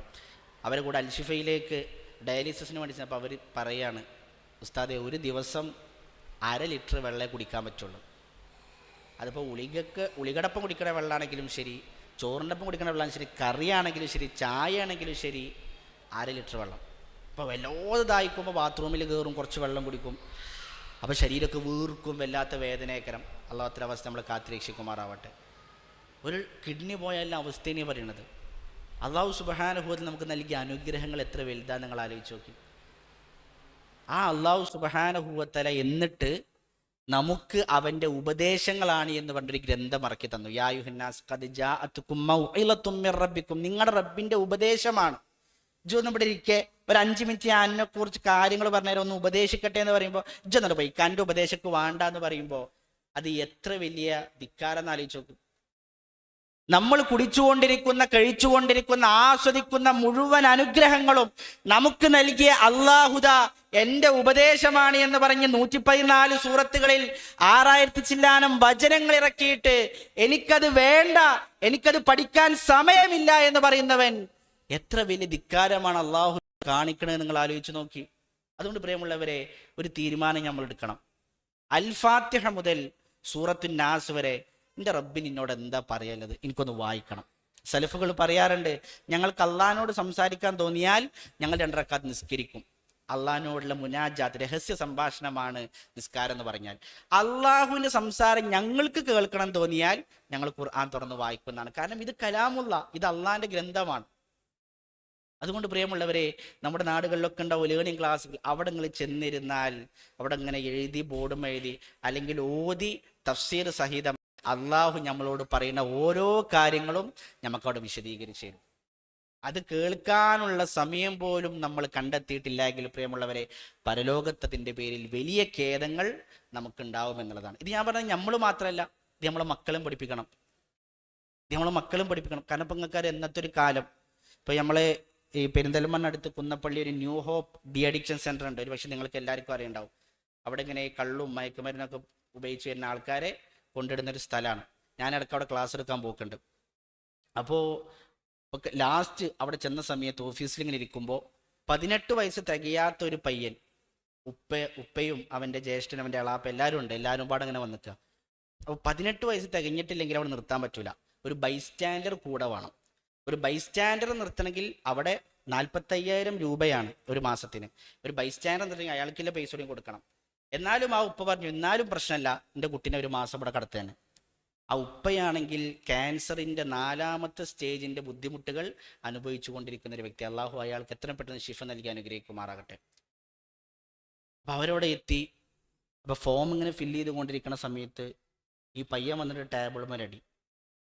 എന്നിട്ട് പറഞ്ഞു, ഞാൻ ഇവിടെ കിടക്കൂല കേട്ടോ, ഞാനിവിടെ കിടന്നാൽ ഞാനും ഉപ്പയും ഒരു റൂമിലാണെങ്കിൽ രാവിലെ നീക്കുമ്പോൾ ഒരാളെ ഉണ്ടാവുള്ളൂ, ഞാൻ ഉപ്പയെ കൊല്ലും. 17 വയസ്സിലൊരു പയ്യൻ പറയാണ്, ഞാൻ ഉപ്പാനെ കൊല്ലും. ആ അവസ്ഥയിലേക്കാണ് പ്രിയമുള്ളവരെ ഇന്ന് കാലം എത്തിക്കൊണ്ടിരിക്കുന്നത്. അതുകൊണ്ട് നിങ്ങളെ കുട്ടികൾ നിങ്ങൾ ഡോക്ടറാക്കിക്കോളും പ്രശ്നമില്ല, എഞ്ചിനീയർ ആക്കിക്കോളും പ്രശ്നമില്ല, അതിനൊന്നും ഇസ്ലാം എതിരല്ല. പക്ഷെ ഖുർആൻ പഠിപ്പിക്കണം നിർബന്ധമാണ്. ഡോക്ടറാക്കിയോ എഞ്ചിനീയർ ആക്കിയോ എന്ന് അള്ളാഹ് ചോദിക്കൂല. കുല്ലുക്കും റാഇൻ വ കുല്ലുക്കും മസ്ഊലുൻ അൻ റഇയ്യതിഹി. ഓരോരുത്തരും ഭരണാധികാരികളാണ്. നിങ്ങളുടെ ഭരണാധികാരത്തിന് കീഴിലുള്ള മക്കളെക്കുറിച്ച്, ഭാര്യയെക്കുറിച്ച് നാളെ പരലോകത്ത് അള്ളാഹു ചോദിക്കും. അവർക്ക് ഖുർആൻ പഠിപ്പിച്ചു കൊടുത്തോ? അവർക്ക് ഇസ്ലാമിനെ കുറിച്ച് പഠിപ്പിച്ചു കൊടുത്തോ? പ്രവാചകന്റെ ഹദീസുകളെ കുറിച്ച് പഠിപ്പിച്ചു കൊടുത്തോ? ഈ ചോദ്യം പരലോകത്തുണ്ടാവും. ഞാൻ പറഞ്ഞു, നമ്മളെ കുട്ടികൾക്ക് നമ്മൾ പറഞ്ഞു കൊടുക്കുന്നത് ആലോചിച്ചൊക്കെ. ലുക്മാൻ അലൈഹി സ്വലാത്തു വസ്സലാമിന്റെ ഉപദേശങ്ങൾ എന്തിനാണ് അള്ളാഹ് ഖുർആനിൽ പറയുന്നത്? ലുക്മാൻ അലൈഹി സ്വലാത്തു വസ്സലാമിന്റെ ഉപദേശത്തിന് അത്ര സ്വാധീനം ഉണ്ടെന്നുള്ളതുകൊണ്ടാണ്. കഴിഞ്ഞ ദിവസം ഒരു ഗൾഫിൽ നിന്ന് വന്നൊരു കുടുംബം, എൻ്റെ ഉപ്പാന്റെ സുഹൃത്താണ്. അപ്പോൾ അവരുടെ മകൻ, മൂത്ത മകന് +1 പഠിക്കണം. അവന് ഭയങ്കര ബ്രൈറ്റാണ്. ആ ഉപ്പനോട് വന്ന് പറഞ്ഞു, ഭയങ്കര ബ്രൈറ്റാണ്. ഗൾഫിൽ പിന്നെ ഒരു മത്സരം നടന്നു, ഒരു ഹിഫ്ള് മത്സരം. 3 ജുസ് ആണ് ഹിഫ്ള്, 28, 29, 30. അപ്പോൾ ആ മത്സരത്തിൽ അറബികളുണ്ട്, ലബനാനികളുണ്ട്, പാകിസ്ഥാനികളുണ്ട്, എല്ലാവരും പിന്തള്ളി എൻ്റെ കുട്ടിയാണ് ഫസ്റ്റ്. ഞാൻ പറഞ്ഞു, ആയിക്കോട്ടെ, നല്ലത്. ഒരു സ്വർണത്തിന് മെഡലൊക്കെ കിട്ടിയിട്ടുണ്ട്. ശരി. പക്ഷെ അവനിപ്പോൾ എന്തോ ഒരു കാര്യം, ഇങ്ങനെ പ്രശ്നങ്ങൾ എന്തൊക്കെ ചില ഉണ്ട്. അപ്പോൾ ഒരു കാര്യം സംസാരിക്കാനുണ്ട്, അതുകൊണ്ട് നിങ്ങൾ എന്ത് ചെയ്യണം, ഒന്ന് സംസാരിക്കണം എന്ന് പറഞ്ഞു. എൻ്റെ തൊട്ടടുത്താണ് അവരെ വീട്. അപ്പോൾ ഞാൻ പറഞ്ഞു, ശരി, സംസാരിക്കാമെന്ന് പറഞ്ഞു. അപ്പം ഞാൻ അങ്ങനെ വിചാരിച്ചു, എന്താ ഇപ്പം എന്നോടൊക്കെ സംസാരിക്കേണ്ടേ, ഇത്രയും ബ്രൈറ്റായ, ഇത്രയും ദീനിയായ ഒരു പയ്യൻ എന്തേലും ദിക്റുകളോ അല്ലെ എന്തേലും ഇസ്ലാമികമായ സംശയങ്ങളോ തീർക്കാനായിരിക്കും. രാത്രി വരാൻ വേണ്ടി പറഞ്ഞു. ഞാൻ 2 ദിവസം, ശനി ഞായർ മാത്രമേ വീട്ടിലുണ്ടാവുള്ളൂ, ബാക്കി ജോലി സ്ഥലത്തേക്കരം. അപ്പോൾ അവൻ ശനിയാഴ്ച വന്നു, രാത്രി കുറച്ചു നേരം സംസാരിച്ചപ്പോൾ മനസ്സിലായി, ഇത് ഈ രാത്രി കൊണ്ട് സംസാരിച്ചാൽ തീരണമല്ല. പിറ്റേ ദിവസവും രാത്രി വരാൻ പറഞ്ഞു. ആ രാത്രി സിംഹഭാഗം സംസാരിച്ചു. അപ്പോൾ ലൈംഗികപരമായി ഒരു വലിയ കുറ്റം രഹസ്യമായിട്ട് എന്ത് ചെയ്യാണ്, അവരിങ്ങനെ സൂക്ഷ്മമായി കൊണ്ടു നടക്കുന്ന ഒരാളാണ്. ഞാൻ വേഗം ഹാരിസ് മൊയ്‌ലിയുടെ അടുത്ത് അവനെ കൊണ്ടുപോയി. പിന്നെ അവിടെ നിന്നാണ് ട്രീറ്റ് ചെയ്തത്. ഞാൻ പറഞ്ഞത്, ഞാൻ അവനോട് ഇതിൻ്റെ ദൂഷ്യഫലങ്ങളൊക്കെ പറഞ്ഞു കൊടുത്തു. ദുനിയാവിലും പരലോകത്തും ലഭിക്കാനുള്ള ഇതിൻ്റെ ദൂഷ്യഫലങ്ങൾ പറഞ്ഞു കൊടുത്തു. അത് മുഴുവൻ അവന് കേട്ടു. എന്നിട്ട് അവൻ എന്നോട് അത് പറയാൻ ഞാൻ ഇത്രയും ഈ അനുഭവം പറഞ്ഞു. അവൻ എന്നോട് പറഞ്ഞു, ഉസ്താദേ, ഇത്രയും വലിയ അപകടമാണ് ഇത് എന്ന് എൻ്റെ ഉമ്മയും ഉപ്പയും എനിക്ക് പറഞ്ഞെന്നില്ലല്ലോ എന്നാണ്.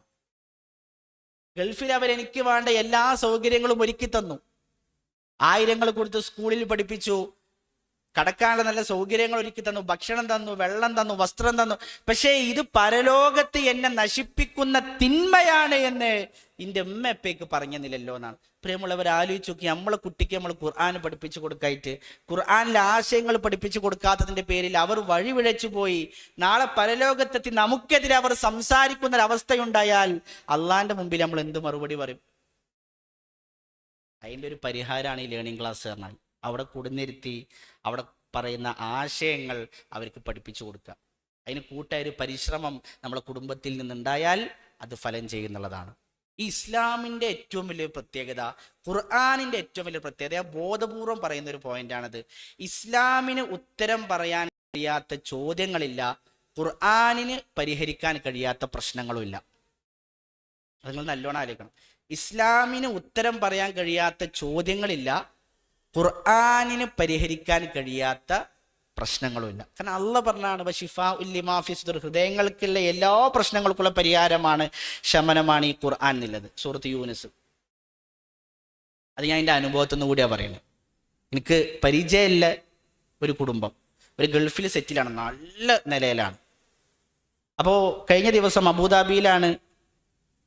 ആ കുടുംബനാഥൻ വാട്സപ്പിൽ മെസ്സേജ് അയച്ചിരുന്നു.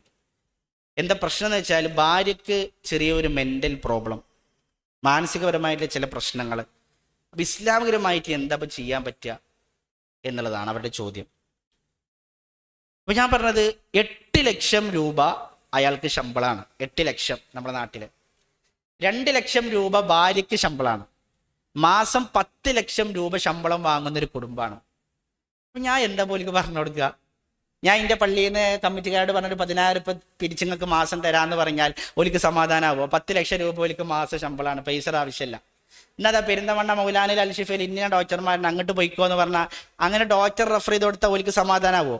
അബുദാബിയിൽ തന്നെ ഏറ്റവും സൂപ്പർ സ്പെഷ്യാലിറ്റി ആശുപത്രിയിലാണ് അവർ ചികിത്സിച്ചു കൊണ്ടിരിക്കുന്നത്. ഖുർആന്റെ ആശയങ്ങൾ പറഞ്ഞു കൊടുത്തു. വലനബുലുവന്നക്കും ബിശൈഇൻ ഖൗഫിൽ, പരീക്ഷിക്കും, ഇത് പരീക്ഷണങ്ങളാണ്, പരീക്ഷണങ്ങൾ ക്ഷമിച്ചാൽ സ്വർഗമുണ്ടോ, ബശ്ശിരി സ്വാബിരി, പ്രവാചകൻ ഹദീസുകളൊക്കെ പറഞ്ഞു കൊടുത്തു.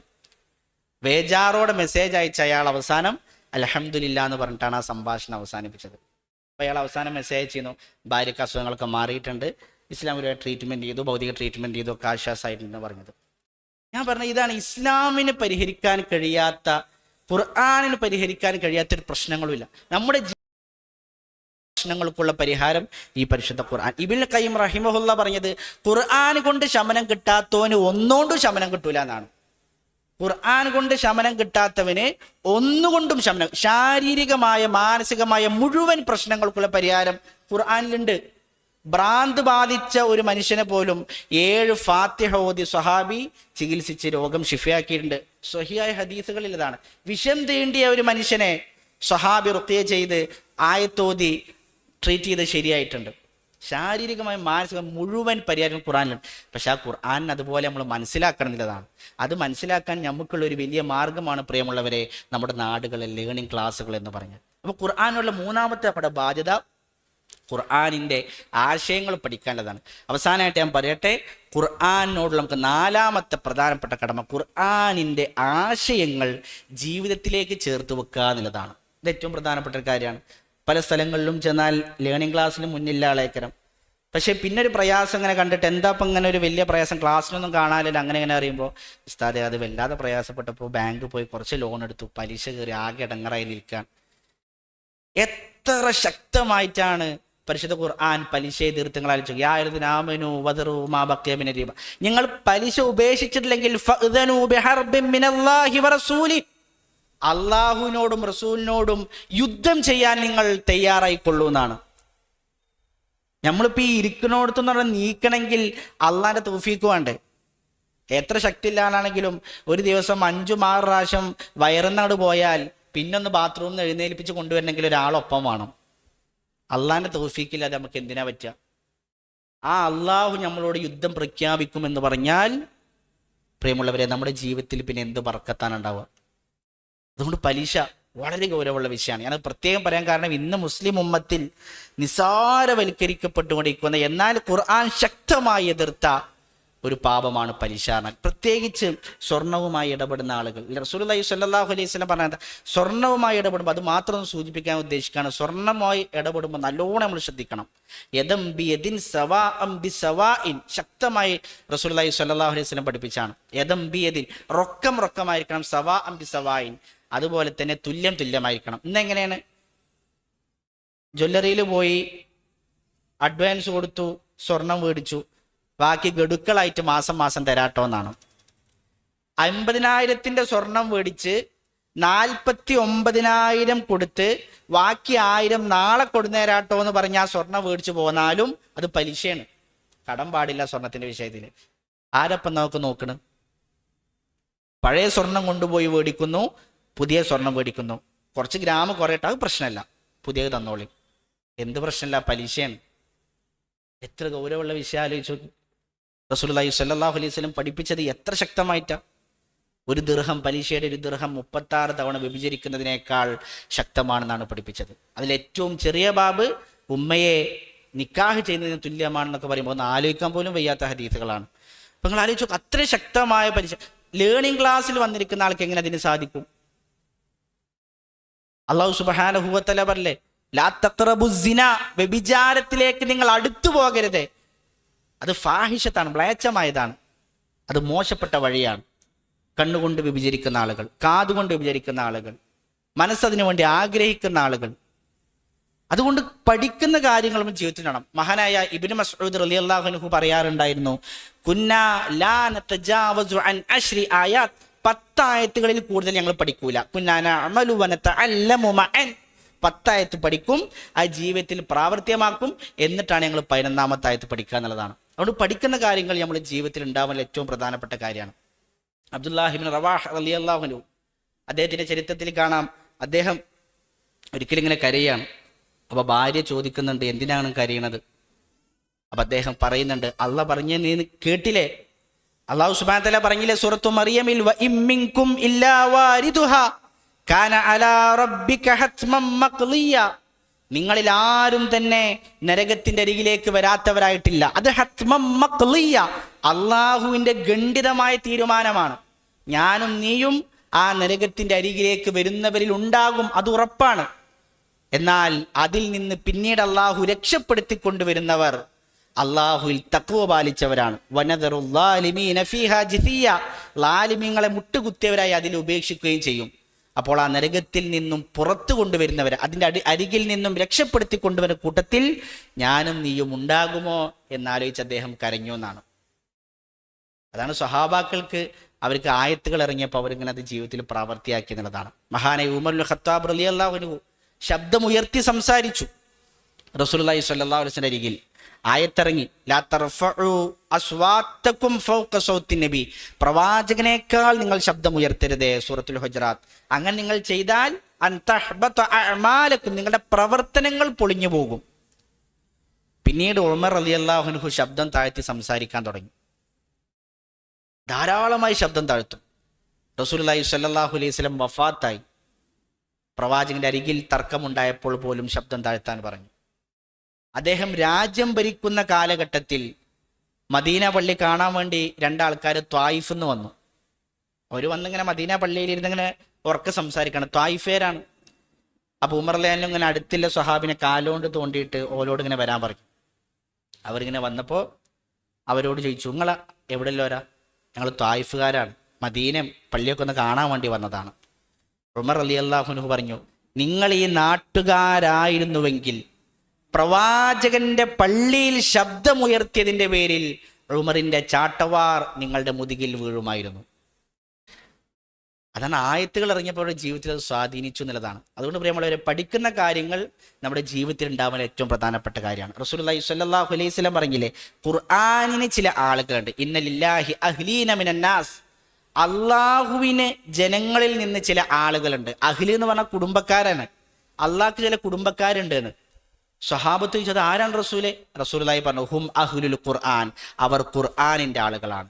അഹ്ലുല്ല, അവർ അള്ളാഹുവിന്റെ ആളുകളാണ്. വഖാസത്തുഹു, അവർ അള്ളാഹുവിന്റെ സ്പെഷ്യൽ ടീമാണ്, അള്ളാഹുവിന്റെ പ്രത്യേക വിഭാഗക്കാരാണ്. അത് ഖുർആന്റെ ആളുകൾ. ഖുർആൻ പഠിക്കുകയും ഓതുകയും പഠിപ്പിക്കുകയും ഖുർആന്റെ ആശയങ്ങൾ ജീവിതത്തിൽ പകർത്തുകയും ആശയങ്ങൾ മനസ്സിലാക്കുകയും ചെയ്യുന്ന ആളുകൾക്ക് അത് കിട്ടും. ഈ ഖുർആൻ എന്ന് പറഞ്ഞാൽ അത് ആകാശത്തുനിന്ന് ഭൂമിയിലേക്ക് ഇട്ടൊരു കയറാണ്. തൊറഫഹൂബി ഐദീക്കും തൊറഫഹൂബി അതില്ല. അതിൻ്റെ ഒരറ്റങ്ങളെ കൈകളിലാണെങ്കിൽ ഒരറ്റം അള്ളാഹുവിൻ്റെ കൈകളിലാണ്. അതുകൊണ്ട് അത് മുറുകെ പിടിച്ചാൽ ഒരിക്കലും തെറ്റിപ്പോവില്ല എന്നാണ് റസൂലുള്ളാഹി സ്വല്ലല്ലാഹു അലൈഹി വസല്ലം. അതുകൊണ്ട് പ്രിയമുള്ളവരെ, ഞാൻ അവസാനിപ്പിക്കുമ്പോൾ എനിക്ക് പറയാനുള്ളത്, ഈ ഖുർആനിൻ്റെ കടമകളെല്ലാം ജീവിതത്തിൽ പ്രാവർത്തികമാക്കുവാൻ, നെഞ്ചോട് ചേർത്ത് വെക്കാൻ നമുക്ക് സാധിച്ചാൽ മാത്രമേ ആ ഖുർആന്റെ ആളുകളാകാൻ, അള്ളാഹുവിൻ്റെ ആളുകളാകാൻ, പരലോകത്ത് വിജയിക്കുവാൻ നമുക്ക് സാധിക്കുകയുള്ളൂ. അതിന് നമുക്ക് സഹായകരമായി തീരുന്ന ഏറ്റവും പ്രധാനപ്പെട്ട ഒന്നാണ് നമ്മളെ ലേണിംഗ് ക്ലാസ് എന്ന് പറഞ്ഞാൽ. ലേണിംഗ് ക്ലാസ്സിൽ പോയി ഖുർആൻ പഠിക്കുമ്പോൾ അതിൻ്റെ ആ ആസ്വാദനം, മധുരം മനസ്സിലാക്കിയ ഒരാൾക്ക് ഒരിക്കലും അത് ഉപേക്ഷിക്കാൻ കഴിയില്ല. ഞാൻ വളപുരം എന്ന പ്രദേശത്ത് ഒരു ഖുർആൻ ക്ലാസ് എടുക്കുന്നത്. രാവിലെ 7 മണിക്കാണ് അവിടെ ക്ലാസ്, രാവിലെ 7 മണിക്ക്. ആ നാട്ടിലുള്ള ഒരാൾ, അദ്ദേഹം ഈ ആദർശം കിട്ടി പുതുതായി വന്ന ക്ലാസ്സിൽ ഇങ്ങനെ വന്നിരിക്കും, ഇങ്ങനെ കേൾക്കും, പഠിക്കും. ദർസിലൊക്കെ പഠിച്ചൊരു വ്യക്തിയാണ്. അയാളുടെ ഭാര്യയ്ക്ക് ക്യാൻസർ വന്നു, അവർ മരണപ്പെട്ടു പോയി. അള്ളാഹു അവരുടെ കബറിടം വിശാലമാക്കി കൊടുക്കുമാറാകട്ടെ.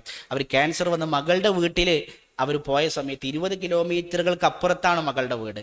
എന്നിട്ടും ഞായറാഴ്ച രാവിലെ 7 മണിക്ക് സുബ്ഹ് നമസ്കാരം കഴിഞ്ഞ് ബൈക്കെടുത്ത് 60 വയസ്സുള്ള ആ മനുഷ്യൻ 20 കിലോമീറ്റർ സഞ്ചരിച്ച് ക്ലാസ്സിന് വന്നുവെങ്കിൽ ആ മധുരം അവരനുഭവിച്ചത് കൊണ്ട് നമുക്കൊക്കെ കിട്ടും. അള്ളാഹു സുബ്ഹാനഹു വ തആല ആ ഖുർആന്റെ മാധുര്യവും ആസ്വാദനവും നൽകുന്ന കൂട്ടത്തിൽ നാം എവരെയും ഉൾപ്പെടുത്തി അനുഗ്രഹിക്കുമാറാകട്ടെ. ഖുർആൻ്റെ ആശയങ്ങൾ ജീവിതത്തിൽ ചേർത്ത് വെച്ച് സ്വർഗ്ഗപ്രവേശനം കരസ്ഥമാക്കുന്ന, നരകമോചനം സാധ്യമാകുന്ന കൂട്ടത്തിൽ നമ്മളെ നമ്മുടെ കുടുംബത്തെയും അല്ലാഹു സുബ്ഹാനഹു വ തആല ഉൾപ്പെടുത്തുമാറാകട്ടെ. അല്ലാഹു ഞങ്ങളുടെ ഇരുത്തം നീ സ്വാലിഹ് അമലെ സ്വീകരിക്കുമാറാകണേ. റബ്ബന ആതിനാ ഫിദ്ദുനിയ ഹസനതൻ വഫിൽ ആഖിറതി ഹസനതൻ വഖിനാ അദാബന്നാർ. റബ്ബന തഖബ്ബൽ മിന്നാ ഇന്നക അൻതസ് സമീഉൽ അലീം വതുബ് അലൈനാ ഇന്നക അൻതത് തവ്വാബുർ റഹീം. അസ്സലാമു അലൈക്കും വറഹ്മത്തുള്ളാഹി വബറകാതുഹു.